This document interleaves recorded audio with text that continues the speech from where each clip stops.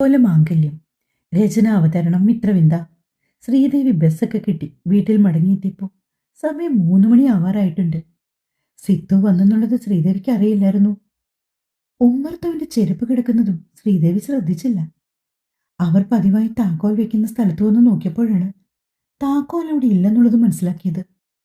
പെട്ടെന്ന് ശ്രീദേവി ഒന്ന് പതറി. ഈശ്വര, ഇവിടെ ഇരുന്ന് താക്കോൽ എവിടെ പോയി? അവർ ചുറ്റിലും നോക്കി. ഇനി വീട് പൂട്ടാതെയാണോ പോയത്? ഉമ്മറത്തേക്ക് ഓടിച്ചെന്നു. എന്നിട്ട് വാതിൽ തള്ളി നോക്കിയപ്പോൾ അത് മലർക്കെ തുറന്നു.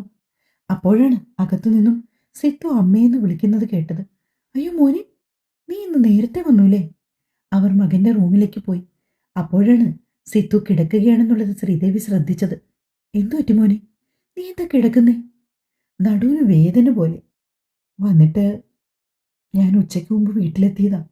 യോ എൻ്റെ മഹാദേവ, എന്നിട്ട് ഇത്ര നേരമായിട്ട് നീ എന്താ മോനെ അമ്മയെ വിളിക്കാത്തെ? ആ, അമ്മ ഒരുപാട് നാളുകൂടി അമ്മമ്മയെ കാണാനായി പോയതല്ലേ, അതുകൊണ്ടാണ് ഞാൻ വിളിക്കാഞ്ഞത്. അമ്മമ്മയ്ക്ക് എന്തുണ്ട് വിശേഷം? നിന്നെ കാണാൻ കൊതിയായി എന്ന് പറഞ്ഞു. ഇനിയിപ്പോൾ ഉത്സവം വരുമല്ലേ, അമ്പലത്തിൽ വെച്ച് കാണാൻ നോക്കിയിരിക്കുക. അവൻ തലകുലുക്കി. മോനെ, നിനക്ക് ഒട്ടും വയ്യെങ്കിൽ നമുക്ക് ഹോസ്പിറ്റലിൽ പോകാം. ഓ വേണ്ടമ്മേ, കുറവുണ്ട്. നമുക്ക് 2 ദിവസം റെസ്റ്റ് എടുക്കാം, അപ്പോഴേക്കും മാറും. അതൊന്നും പറഞ്ഞാൽ പറ്റില്ല. നില വന്നിട്ട് നമുക്ക് 3 പേർക്കും കൂടി പോയിട്ട് വരാം. കുറഞ്ഞില്ലെങ്കിൽ നാളെ പോകാം. ഇപ്പോൾ ഇത്തിരി ആശ്വാസം ഉണ്ടമ്മേ. സിത്തു ആണെങ്കിൽ ഹോസ്പിറ്റലിൽ പോകാൻ വേണ്ടി വന്നതാണ്. പക്ഷേ ഇപ്പോൾ വേദന കുറവുണ്ട്, അതുകൊണ്ട് അവന് പോകാനും മടി. ശ്രീദേവി ചെന്നിട്ട് ഇത്തിരി വെള്ളം തിളപ്പിക്കാൻ വെച്ചു. കുറച്ച് ഉപ്പുകല്ലും ഇട്ട്. എന്നിട്ടായിരുന്നു അവർ പോയി സാരി മാറിയത്.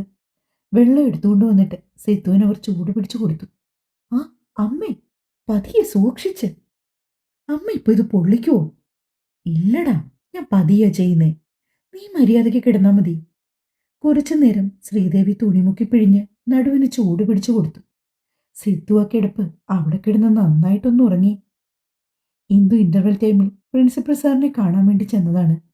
പക്ഷെ സാറ് തിരക്കിലാണ്. ആരൊക്കെയോ സാറിന്റെ റൂമിലുണ്ടായിരുന്നു. അതുകൊണ്ട് ഇന്ദു തിരികെ ക്ലാസ് റൂമിലേക്ക് പോരുകയും ചെയ്തു. ലഞ്ച് ടൈമിൽ പോകാമെന്ന് പറഞ്ഞ് നീല അവളെ സമാധാനിപ്പിച്ചു. പക്ഷെ അപ്പോഴും സാറ് തിരക്കോട് തിരക്ക്. ഒടുവിൽ രണ്ടാളും കൂടി ഉച്ച കഴിഞ്ഞത്തെ ബ്രേക്കിന്റെ ടൈമിലാണ് സാറിന്റെ അടുത്ത് ചെന്നത്. ഇരുവരെയും അകത്തേക്ക് കയറി വരാൻ പറഞ്ഞ് സാറ് വിളിച്ചു. ഇന്ദു അലന്റെ ശല്യത്തെക്കുറിച്ച് സാറിനോട് പറഞ്ഞു. സാർ അതെല്ലാം കേട്ട് തലകുലുക്കി. എന്നിട്ട് അവന്റെ പേരും ക്ലാസും ഒക്കെ നോട്ട് ചെയ്തു.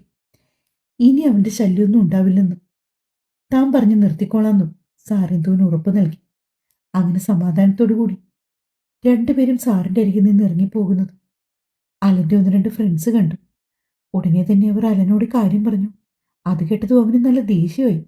അപ്പോൾ തന്നെ അവൻ ഇന്ദുവിന്റെ ക്ലാസിന്റെ അടുത്തേക്ക് ചെന്നു. ഡി, അലൻ ദേഷ്യത്തിൽ ഇന്ദു ഇരിക്കുന്ന സീറ്റിന്റെ അടുത്ത് വന്നു.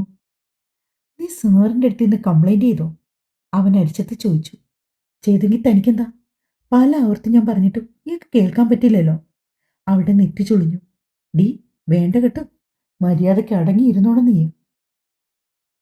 സാറെന്നല്ല ഏതവൻ പറഞ്ഞാലും ഈ അലൻ നിന്നെ കൊണ്ടേ പോകൂ. അത് ഞാൻ തീരുമാനിച്ച കാര്യമാണ്. അവളെ നോക്കി വിരൽ ചൂണ്ടി പറഞ്ഞ ശേഷം അലൻ ക്ലാസ് റൂമിൽ നിന്ന് ഇറങ്ങി. അവൻ ചെന്നുപെട്ടതോ പ്രിൻസിപ്പലിന്റെ മുന്നിലും.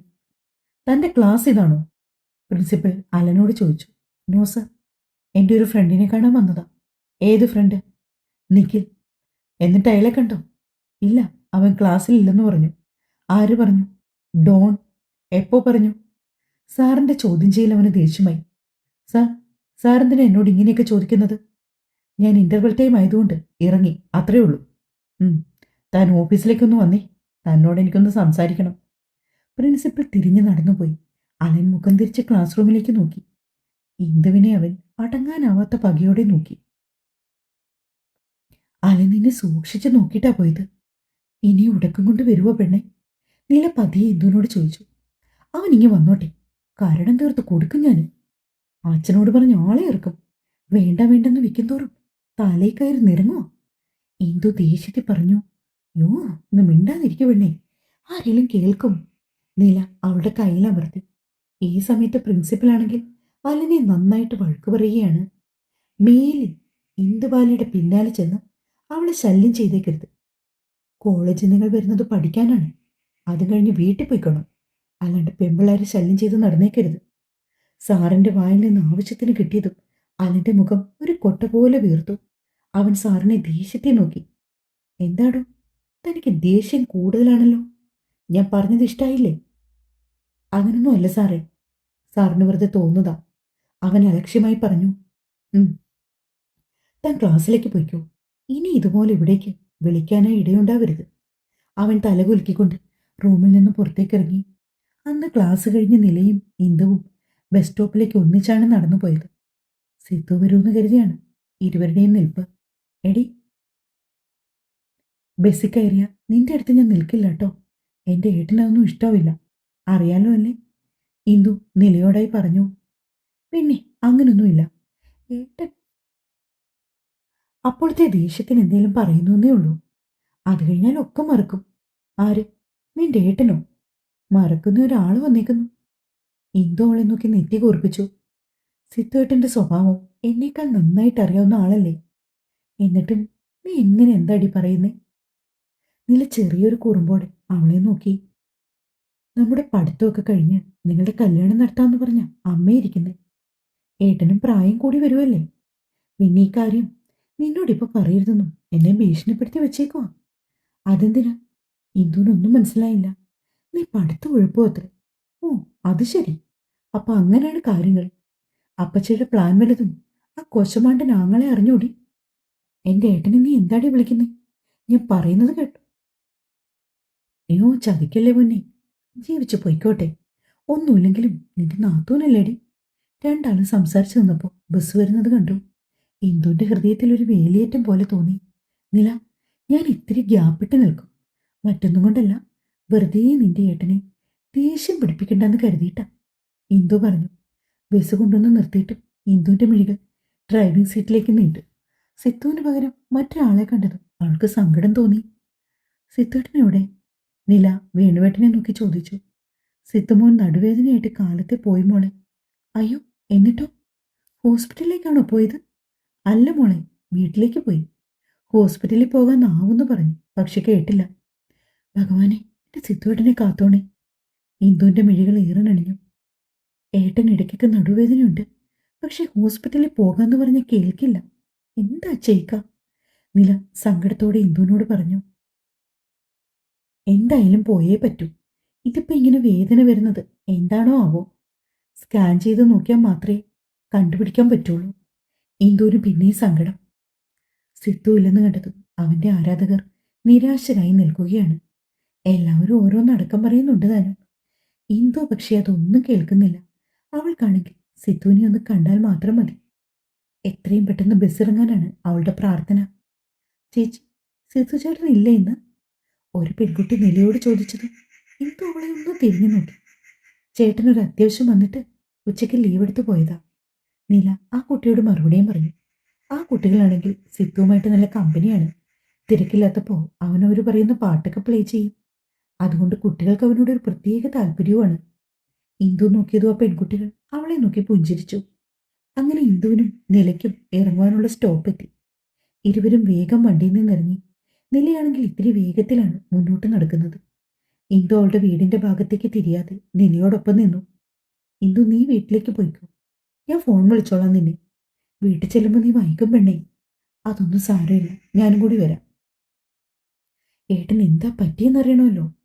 കുഴപ്പമില്ലടി, നീ പൊയ്ക്കോളൂ. നീ വീട്ടിൽ ചെല്ലുന്ന പാടെ ഞാൻ നിന്നെ വിളിക്കാം. ഞാൻ അങ്ങോട്ട് വന്നു എന്ന് കരുതി ആകാശം ഒടിഞ്ഞു വീഴാനൊന്നും പോകുന്നില്ല. അവിടെ താമസിക്കാൻ വരുന്നതല്ല. സിത്തുവേട്ടനെ കണ്ടിട്ട് ഞാൻ പെട്ടെന്ന് തിരിച്ചു പോയിക്കോളാം. ഇന്ദുവിന്റെ ശബ്ദം ഇത്തിരി മാറിയ പോലെയാണ് നിലയ്ക്ക് തോന്നിയത്. അത് താൻ പറഞ്ഞത് ഇഷ്ടപ്പെടാഞ്ഞിട്ടാണെന്ന് നിലയ്ക്കും മനസ്സിലായി. സിത്തു ഇന്ദുവിനെ കാണുമ്പോൾ എന്തെങ്കിലും ദേഷ്യത്തെ പറയുമോ എന്ന് ഭയന്നാണ് നില അവളോട് വരണ്ടെന്ന് പറഞ്ഞത്.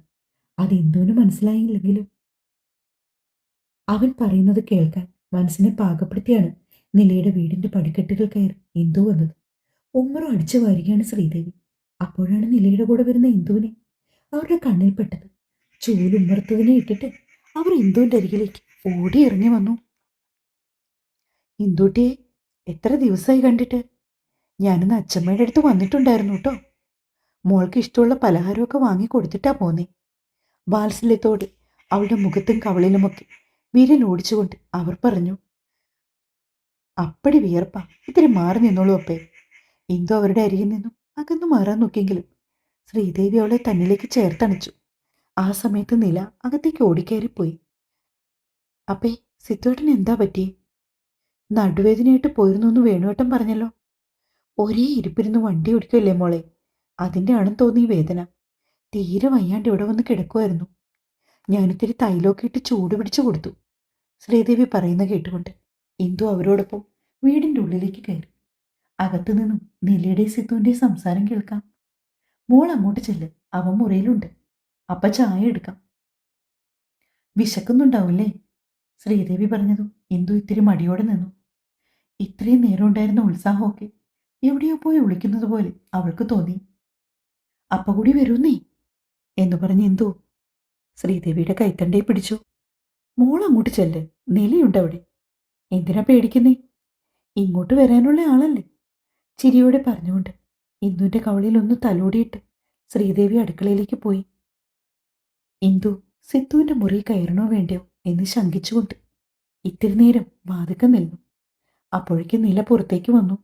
ചെല്ല്, നീ വന്ന കാര്യമൊന്നും ഞാൻ പറഞ്ഞിട്ടില്ല. എന്നിട്ടൊരു സർപ്രൈസ് ആവട്ടെ ഏട്ടന്. പതുക്കം ഒഴിഞ്ഞുകൊണ്ട് നില പോയതും ഇന്ദു ഒന്ന് അവന്റെ മുറിക്കകത്തേക്ക് എത്തി നോക്കി. സിത്തു കട്ടിൽ കിടക്കുവാണ്.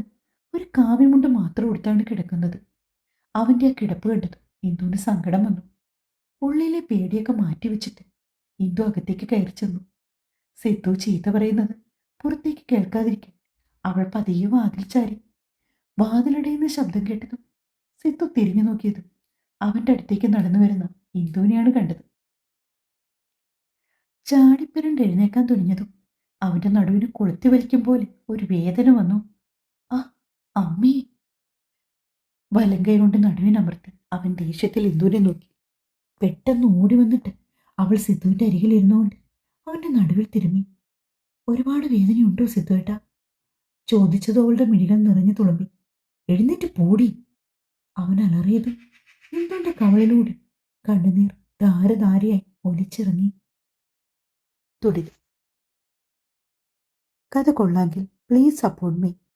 ചാനൽ സബ്സ്ക്രൈബ് ചെയ്യാത്തവർ ദയവായി ഒന്ന് സബ് ചെയ്യണേ.